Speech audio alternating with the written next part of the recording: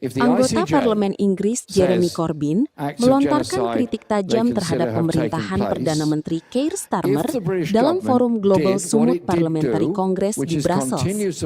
Corbyn menuduh Inggris berpotensi terlibat dalam genosida apabila tetap memasok senjata ke Israel, terutama jika pengadilan internasional menyatakan telah terjadi tindakan genosida.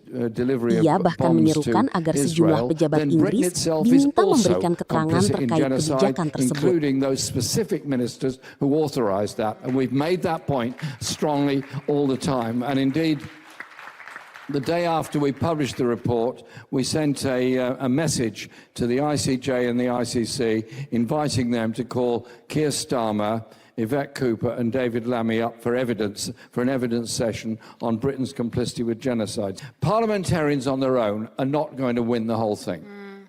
We have a platform, we have an opportunity, we can ask questions, we can make demands, we can lead delegations, we can do all of that. But in reality, the Palestinian people lack friends around the world.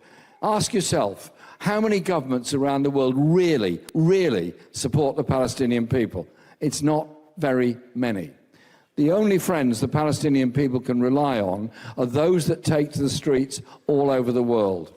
That's why the flotilla is important. That's why this conference is important. That's why the demonstrations outside the arms factories are important. That's why raising the consciousness through every means we can is absolutely important.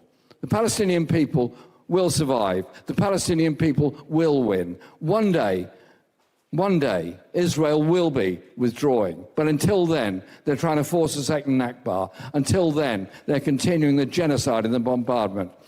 In honor of all those Palestinians that have been killed, imprisoned, jailed and tortured, let's resolve absolutely to stay on the streets as long as it takes to win with the Palestinian people.